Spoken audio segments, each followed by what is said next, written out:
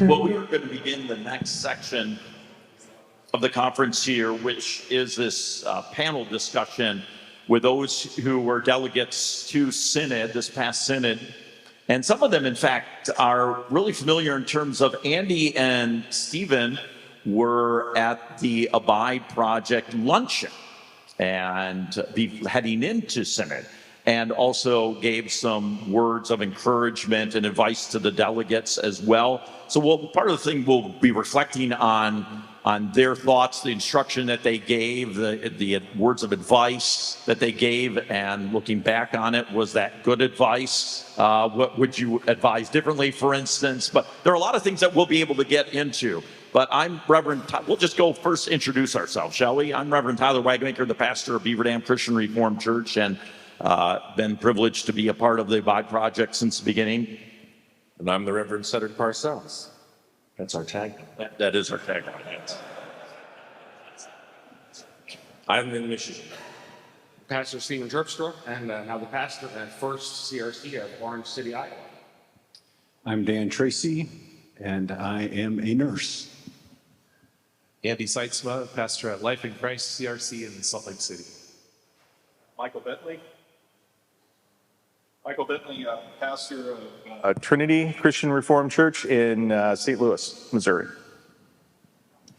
Now, we are also curious as we head into things, because we're talking about what this past Synod was about. Again, just if you would mention how much experience that you've had at Synod. Maybe if this was your first Synod, or you've had many other Synod experiences, because some of that will come into play in terms of reflecting on the denomination where it's been, and conversations in previous Synods, and now Synod where it has just been at just the other month. And then we'll also reflect a little bit on the denomination going forward, and in terms of your discussions that you've had with other delegates, and in just your own thoughts and your own prayers, and in your own classes, your own congregation. So we'll kind of talk through some of that as well. So, but maybe just start a little bit with some of your synodical experience.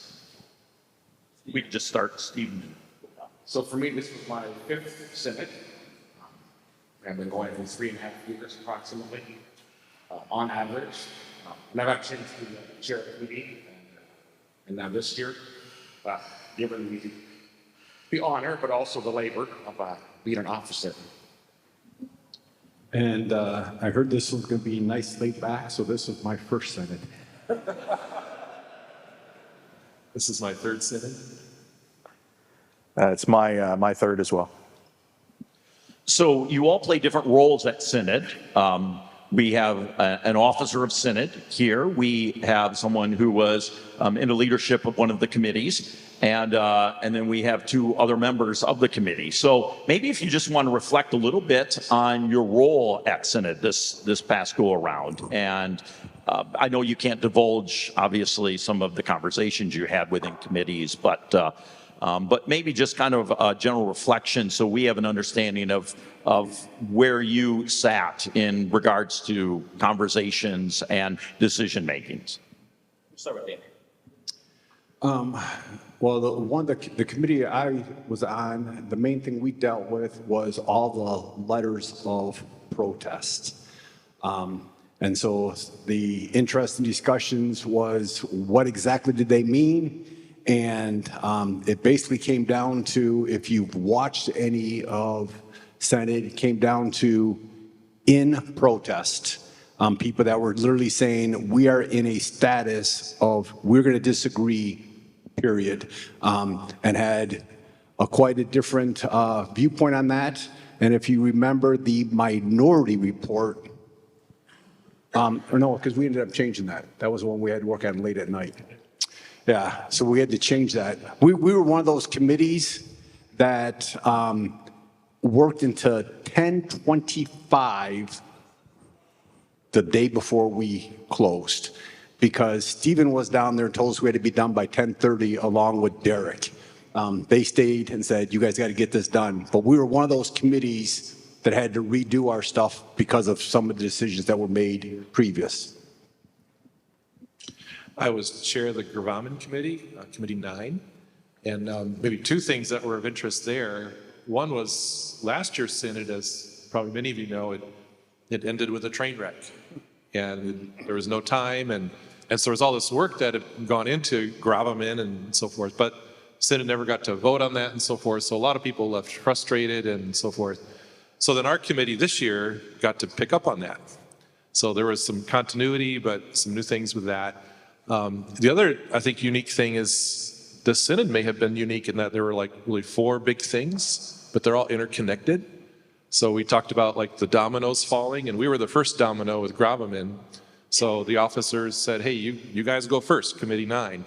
And so we were under a little bit of pressure with time to get everything, out there first, but that all worked out. But those were kind of 2 unique things about our committee. So.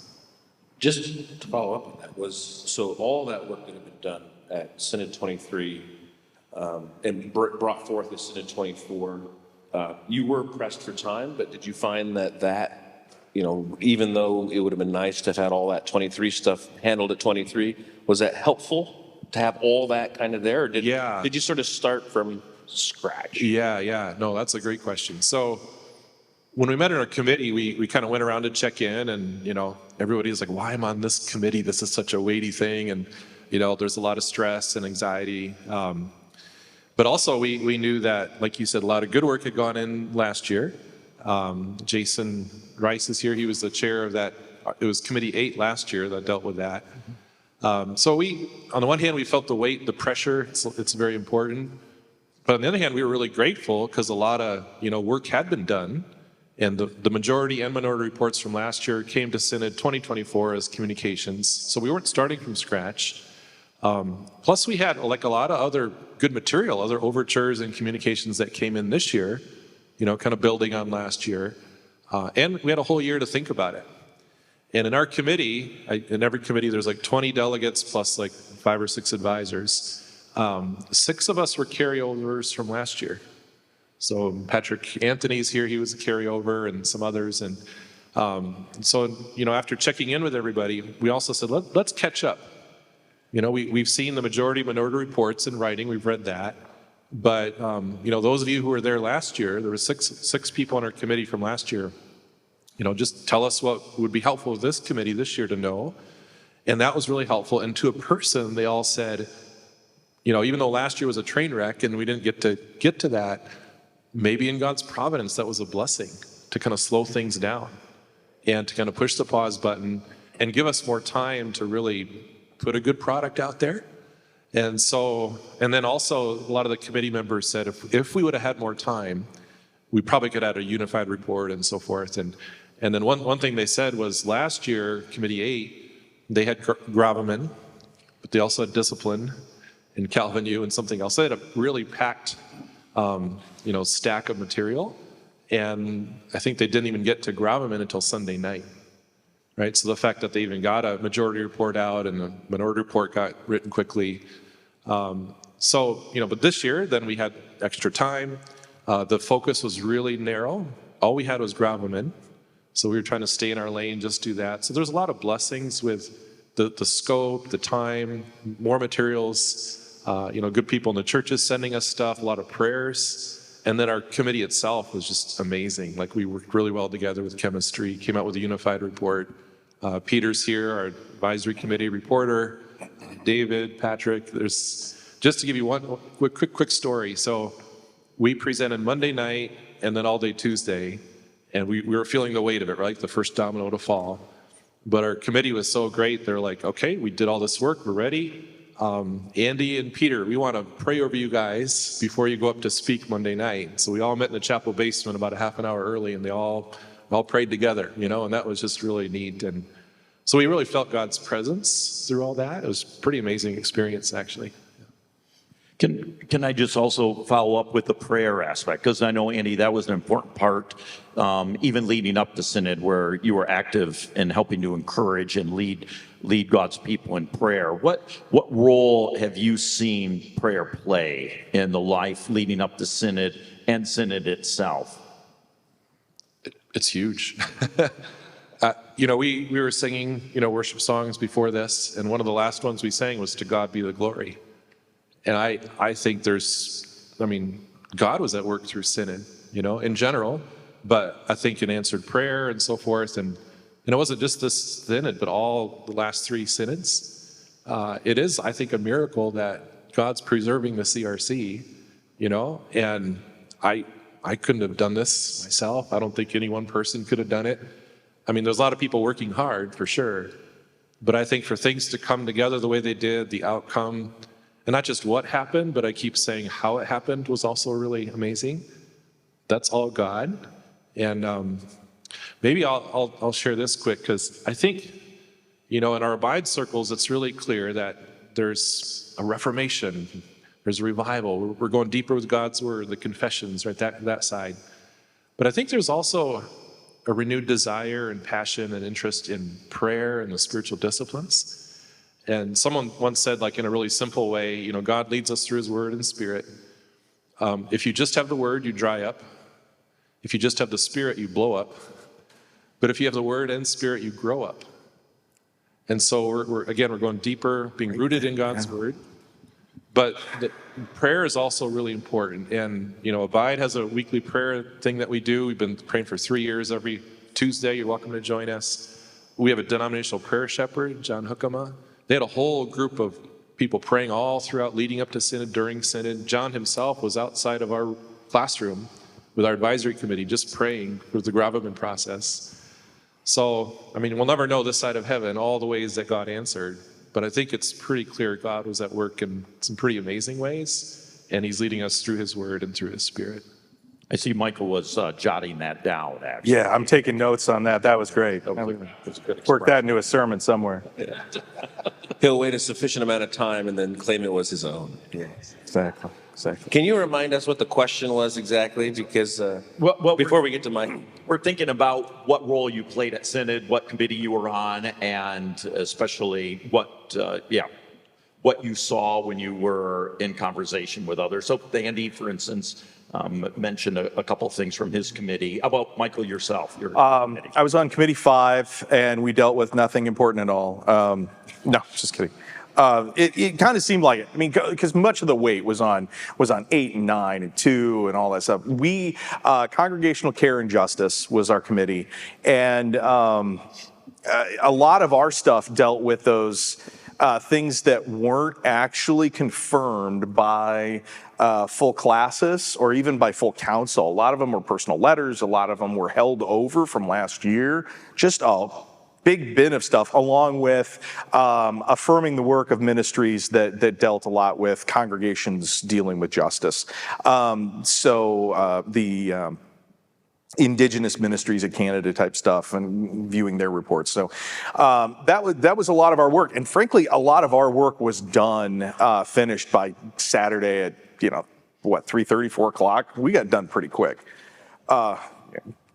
Throw anything. A lot of committees were doing their work all the way up until Thursday morning.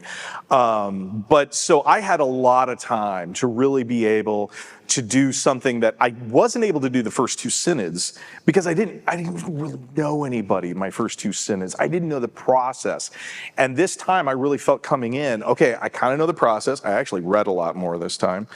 And I was able to network with a lot more people and, just lunches come around. Hey, how's this going? Hey, how can we pray for you? Catching people on an off moment. Hey, can I pray for you? What's going on? And I just didn't have enough background to actually do that role solid the last 2 years. But this year, I was able to approach people. Hey, I heard this. I think this might be happening. Please, have faith. I was able to really build up other brothers and sisters along the way, and I think be kind of an agent of peace where I could in ways that, maybe I wouldn't be able to do if our committee work wasn't done on time or if I didn't know as many people. So that all came together and really great. And that was that evidence of saying that, this year I learned that God really loves the Christian Reformed Church more deeply than I will ever be able to, and was working in that love and patience more consistently on levels that I just was not aware of for the past 3 years. And really seeing that come around was just an amazing thing. So you said that you dealt with some of the agency reports. Yes. And this year was somewhat different than past years because often in past years they've had the agencies actually address the full body of synod and to make their report. And in the interest of time, they decided to have those agencies report to the advisory committees. Yes. Right. What was your experience? Would you feel like, without going into all the details, right? But did you like that kind of a approach to things? I love that approach. I feel like if they're submitting a report, the advisory committee is dealing with it, and had we not followed that format, you would have the same time crunch I think we would be up against last year. And it was very wise of the program committee and people that were organizing things to just say, well, let's deal with it this way. Because, there were a lot of people that wanted to bring stuff to the floor, or maybe a small amount of people that brought many things to the floor. But we wouldn't have had the time to really deal with things as a body if we would be constantly addressed by all of the heads of the ministries, that we could just read the report and submit a vote for and deal with it in the way that we dealt with everything else by advisory committees. So yeah, I thought it was a fantastic move. Even speaking about who addressed synod, I know one of the suggestions that was made in regards to helping to save time was to maybe cut back on the fraternal delegates and their addressing synod. They did address synod. What did you think of hearing from these brothers and sisters as well, of the reports that they gave? Were you encouraged? Did that challenge us even as a denomination in an important way? Well, yeah, I mean, I'm trying to put myself in their shoes. You fly all the way out here from, Nigeria or, South Sudan or, so they had a really brief time to address synod.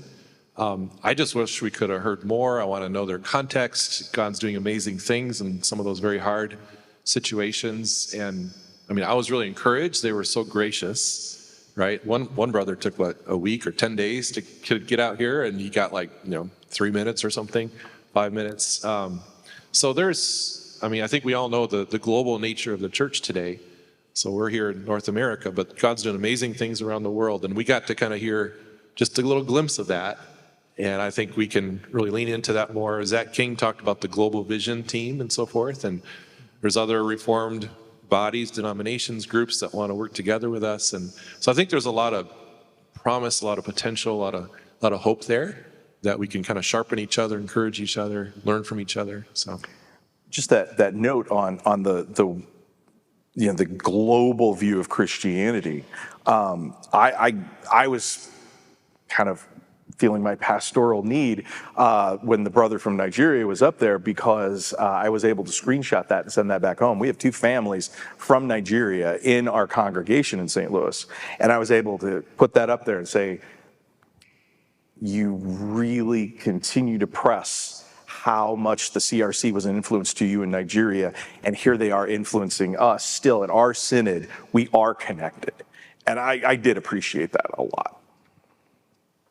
I ask in part also too about the global church, because I know that's one of the ways on the Abide Project we speak about matters of human sexuality, that this is not a conservative position, that this is a historic position, this is an orthodox position, it's a global position. And a lot of times hearing from the global voices of the church is an important way to be reminded of that, that we are part of a broader community in that way too. Now, Michael, you had also, going back to what you had said about reading further, you had read more this time going into Synod than in even previous times. Kudos to you for that, Michael. But I did notice that there was one point on the floor of Synod where you got up and you spoke about your committee, and in some ways almost challenging the report that your committee was bringing. Could you unpack that just a little bit? I did not speak against You didn't speak the against resolution. It, 'cause you're not allowed to do that, right? No, in reading some of this stuff, I came across a phrase, and it's for the ministry vision 2025. I'm not sure exactly how that's phrased, but it was voted on by the CRC in 2022, a year I didn't read. And it popped up in the Indigenous Ministries report, and it popped up in another, it was a Center for Public Justice in Canada report. That was the other one. They both quoted this phrase from the Ministry 2025 resolution that the CRC passed in 2022. And the phrase, and it's a lot of stuff in there, but the lead-off phrase that caught my eye was that acts of justice and I'm thinking like acts of justice and reconciliation are declarations of the gospel. And I read that and I thought, so if Jesus never preached, but just reconciled people to one another, you would know that he was there to bear the sins of the world. No, that it's just not, it's not just an openly social justice. It confuses the declaration of the gospel with the works that come from being saved. And justification and sanctification issue, which we're constantly debating. And so I brought this up in my committee, and I'm saying to our chair, Peter Yonker, and I'm saying, so there's no way I can change this. No. This has already been voted on. There's nothing I can do. I can't reject this whole report from these ministries because they included something that's kind of heretical here. And no, that language has already been approved. Okay. So I approached the microphone and said, point of information. And I started reading that passage and saying, this is what has been approved on years that I didn't read, and I'm sure other people didn't read this. And it's this kind of thing that makes it easier for us to preach and teach and confuse the actual declaration of the gospel. If the declaration of the gospel is simply doing good things, then we're merely saved by works. We can't do that. Jesus didn't do that. We can't do that. And as I'm explaining this, the chair of my committee quite loudly wanted me to stop. And I think our president was very much confused.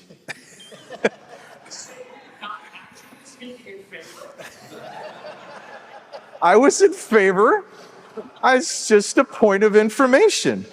And at that point, I had about, 100 faces all looking at me with the look like, what was that about? But, it's that kind of stuff that there is so much going on in the denomination. And there are so many things being put into words. And if we are not reading it and watching it and looking at what we're declaring our actions of the church really are, that text goes out there and people see that and they say, oh, I like that. And later on, you've got to say, it's not really what Jesus did. And you can avoid that whole conversation and know exactly this is the gospel.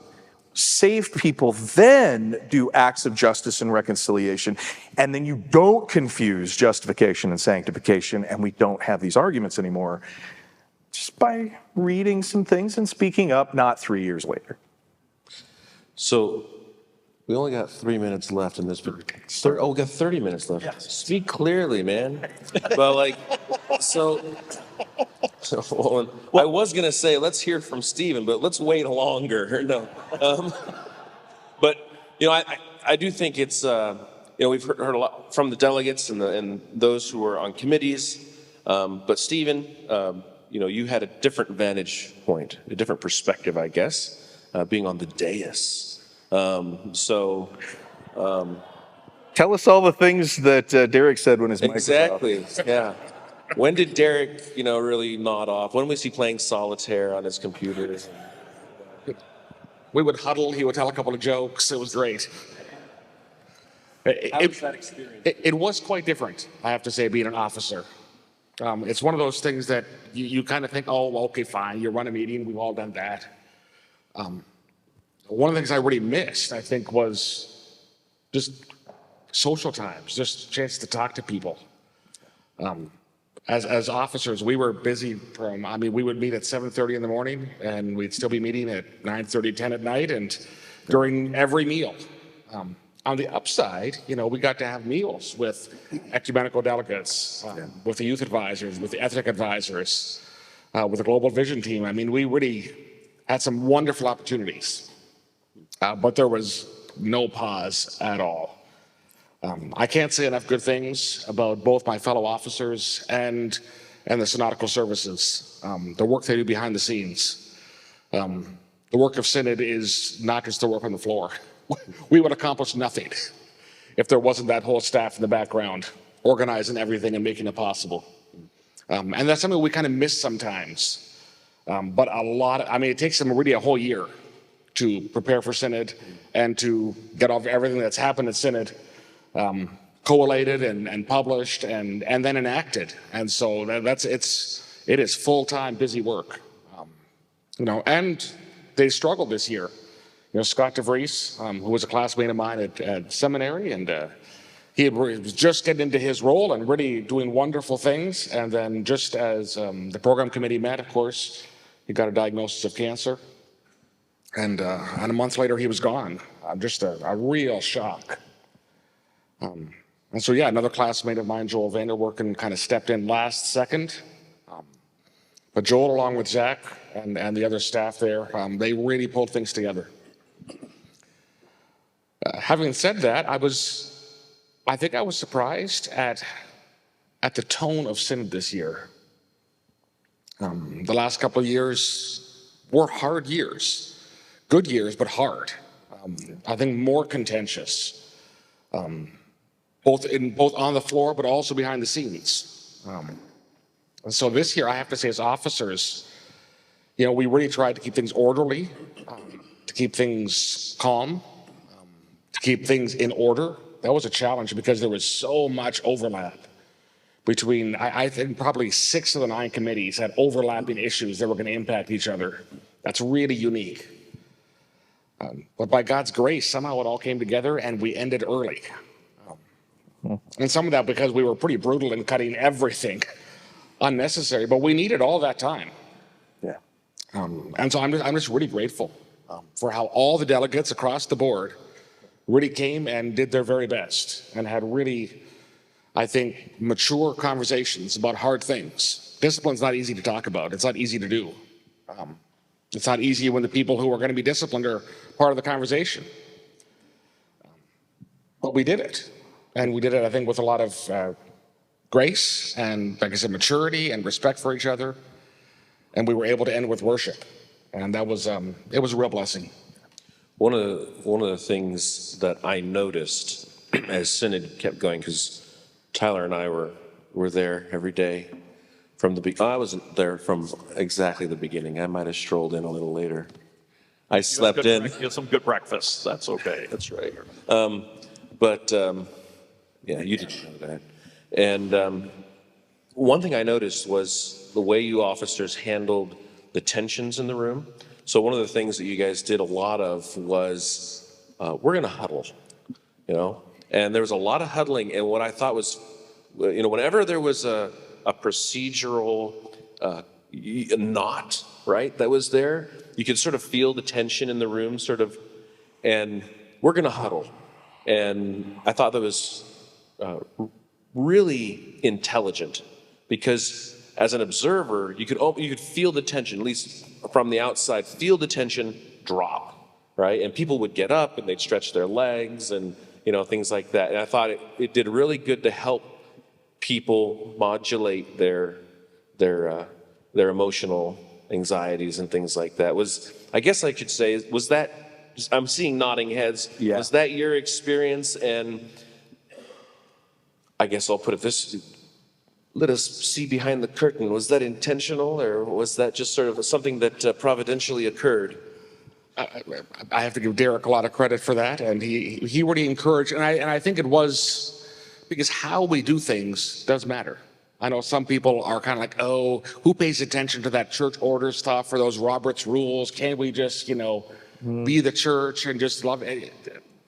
The order helps us do God's work in a really, hopefully, in a way that allows us both to be gracious to each other, but also then to get through it. And so when we sensed not what's a way we can barrel through, but what's the wisest way through? What's the wisest way to do it? And in that moment, you're like, we just have to pause for a moment. And that ability to just pause, let's think it through together. What's the best way through? And to diffuse some tension. And I think I think it happened perhaps more than we anticipated, but I think it was really helpful. And even for those who were leading the conversations, because it's actually surprisingly intense as officers. And I'm not sure, I think it was a little different maybe for the clerks who were trying to keep things running behind the scenes. But you really can't stop paying attention for a second. As a delegate, sometimes you can kind of tune out. But it's pretty intense when you're leading. You've got to be right on top of it. Whether somebody's like, you're focusing, what now? And to be able to just step back for a second and do that together as a group was really, I think, a positive thing. I watched last year's as much as I could tolerate on the television. A couple of times I left and my wife would say, "Why are you yelling? They can't hear you." So, I have a tendency to do that with my television sometimes. But I got a text, I believe, and I actually showed it to Derek, but I don't know how many of you guys know Al Kuyper, the Reverend Al Kuyper. But he actually was head of Senate twice, maybe 3 times. And he sent me a text and said to me, he goes, "Dan, you don't know how blessed you are to have Derek in charge this year."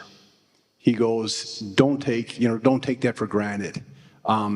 And that really made me appreciate the way Derek did things. And I actually showed that to Derek. I showed him the text. But I think we need to thank these gentlemen that did lead, because we sort of take it for granted, but it's not easy to knowing tensions are building up. You know what? Now's the time for a recess. Now's the time for a huddle. So for you gentlemen that served, thank you very much. Wow.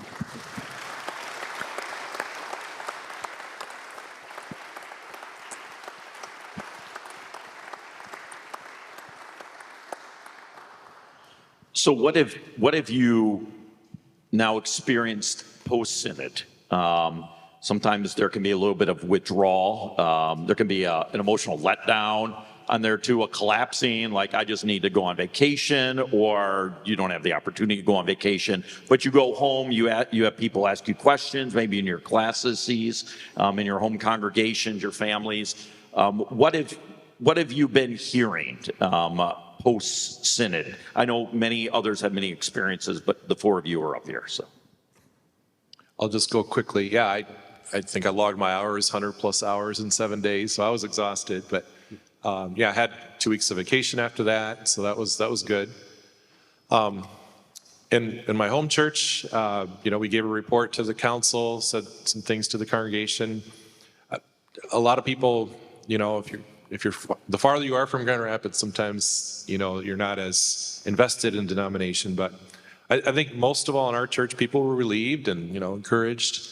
I am following up outside of our church with different people, congregations, troubleshooting. What does this all mean? It's more of a mixed context. So there's that. But I think on the whole, I'm super grateful personally for what God did. And I think I get this, I get the sense that God's kind of queuing us up to say, okay, I preserved you guys. I was gracious. You're not going over the cliff now. But I've got work for you to do, And so going forward, I've been so encouraged by the next generation of pastors that we see coming up. A lot of our non-Dutch kind of, pastors, ethnic congregations coming in, the global vision piece. We're in a good place, healthy, solid, to move forward. So, yeah, there'll be work to do with implementation of the decisions, and especially churches disaffiliating, or what does this mean with gravamen or whatever. But I think in the end, this is a good thing, and we can be thankful and just kind of lean into that and say, Lord, what's the next chapter? What does that look like? So, can you speak just briefly to this new potential classis that is forming in Houston? So, yeah, That's the rumor. yeah, so my wife and I moved to Salt Lake City in September, so we're almost a year in. We're part of Classis Yellowstone now. But I was in Classis Rocky Mountain for 14 years. And it's churches in Colorado, there's 2 in Kansas, and churches in Texas. So a lot of church planting has been going on in Texas, some in Colorado too.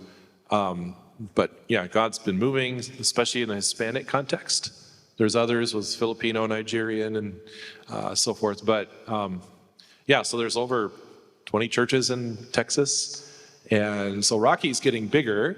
And, you know, just like parents at some point give birth to a new child, we're wondering if Classis Rocky is pregnant. You know, should we birth a new Classis, right? Should we spin off a new one? And not because of division or whatever, but just the sheer number of churches. So what's happening right now is part of it's a financial conversation because, you know, to fly all these delegates from Texas up to Denver every year, that's actually a lot of money with plane tickets and everything. So there's some of that, but there's more. We're trying to say, what's the vision? Where is God leading? What would a Classis Lone Star look like? Right? That's, you know, solidly biblical. That's very diverse and leaning into God's mission in that context. So there's a group of leaders in Texas that are just doing, you know, assessments and, you know, reviews. Would it be sustainable if we did that? Because a lot of them are still emerging. There's not a lot of established churches there. So, and then there's like, I think 6 Korean churches that are in Texas, but part of the Humni or Koam classes. So yeah, I don't want to speak for them, but they're doing assessments and researching, and if they're going to do it, they want to do it well and make sure it works with viability with, you know, leaders and finances and sustainable. So It's just good to hear that we have that problem. yeah, Right? yeah. Well, even speaking about, you mentioned the word problem, but I know one of the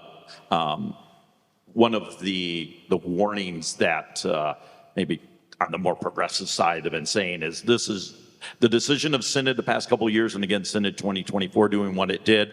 This is going to be the continuation of the decline of the Christian Reformed Church.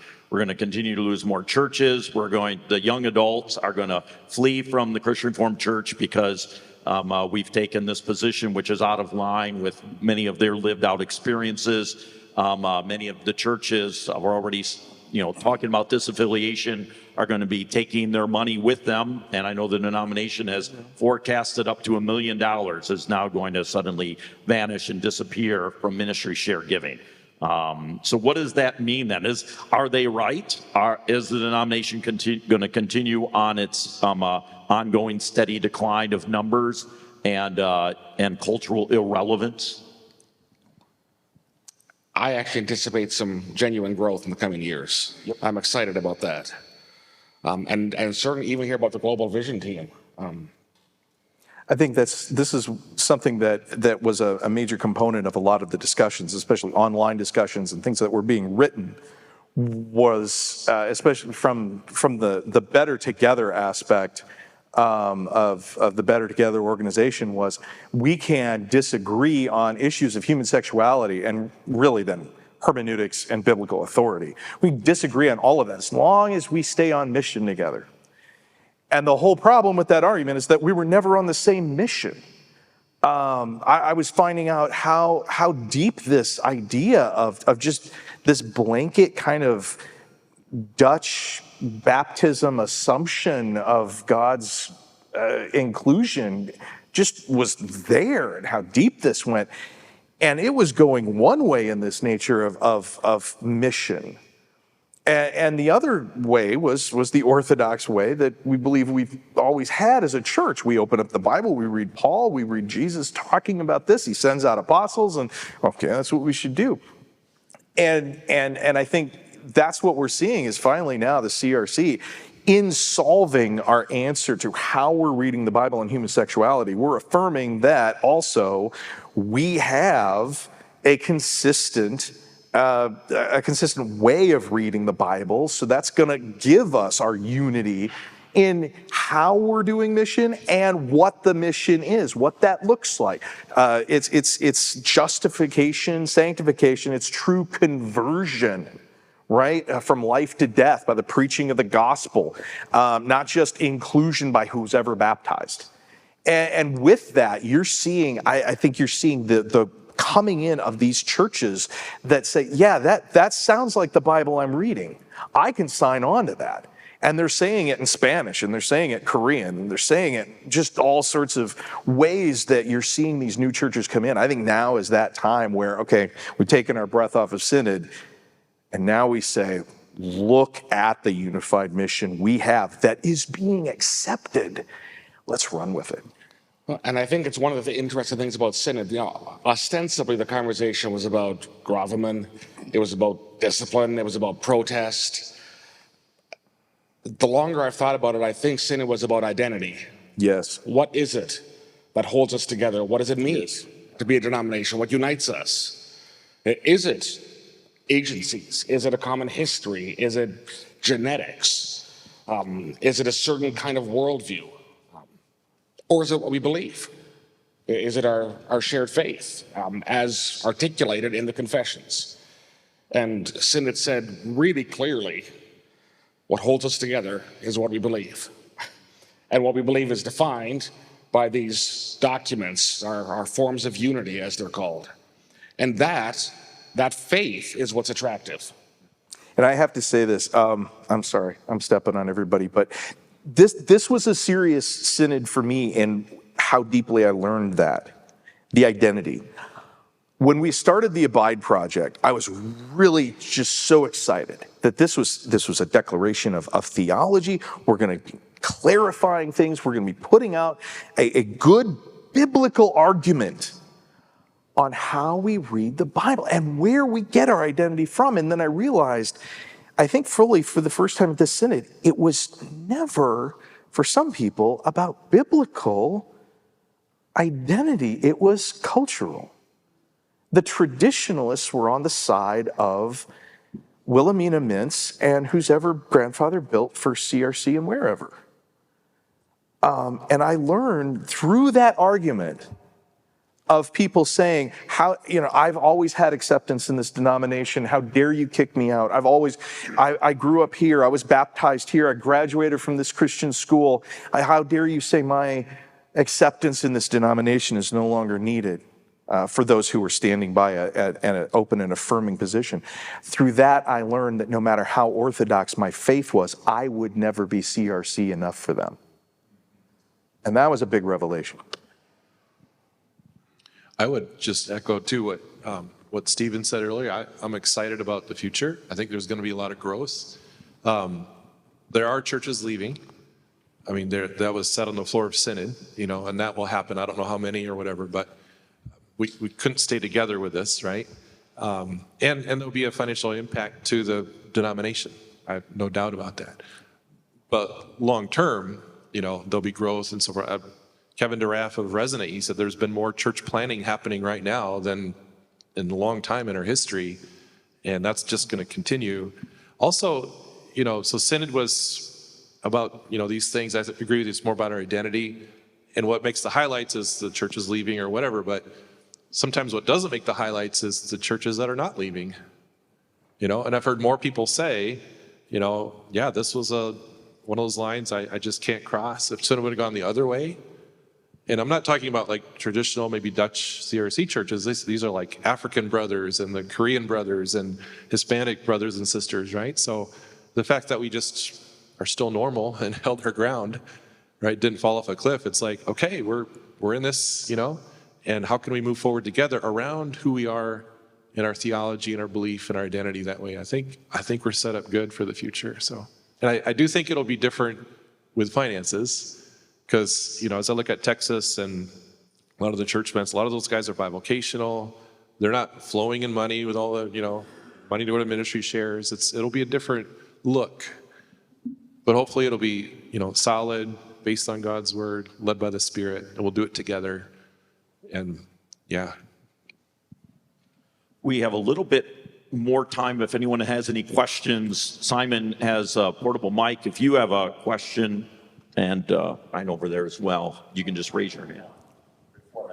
4 minutes. 4, not 40.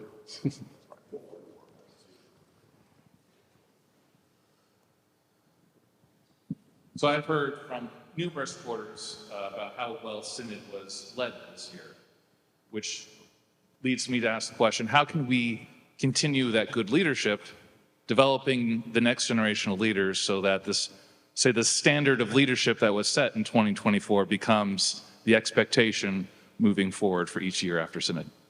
Well, it's easy. We just make Derek and these guys the officers of Synod every year. Let's do them again. That's probably not the answer. I think leadership development is actually a huge need. And we're going to be talking about that more later on over the next 2 days.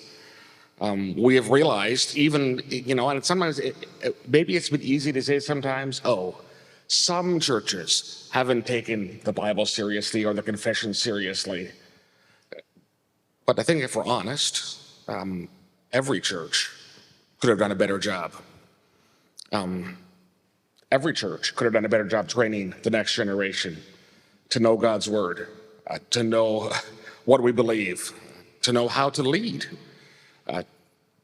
So I think there's a real need, but there's a real opportunity. Yeah. A huge opportunity. I think we have a new generation coming up, high schoolers. I am really excited. They are hungry. They want to know the truth. And we have it. So I think we have to be intentional in the coming years.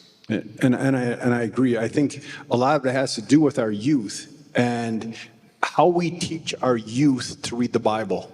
If there's one thing that my committee learned this year is words matter. Simply the word is versus a made all the difference. When Pastor John was preaching this morning, I looked over to my wife and I said 4. And she looked at me and said 4. That's the key word right here. I want to see where he goes with it, but that's the word. Are we teaching our children, our grandchildren, our high school students, are we teaching them how to read God's word correctly? Or are we just saying, spend your 5 minutes, do your good deed, tap yourself in the back and move on? So I think if we do a better job as parents, as elders, as pastors, as deacons, as grandparents, when we read the Bible to our kids and explain it to them, that's going to help. Our committee actually put a recommendation out there to say we want to encourage all the CRCs to train all the members with the creeds and confessions and office bearers with church order. So that was one piece.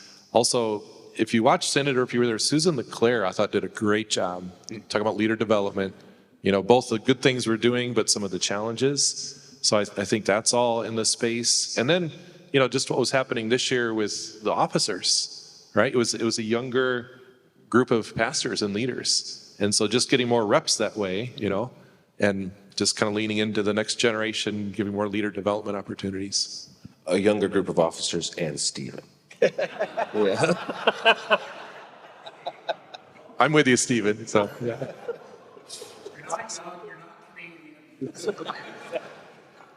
I just can't win. Last year, Chad was the youngest on the group, and he's older than I am. Well, I'm glad that you allow other people to come because I'm not Dutch either.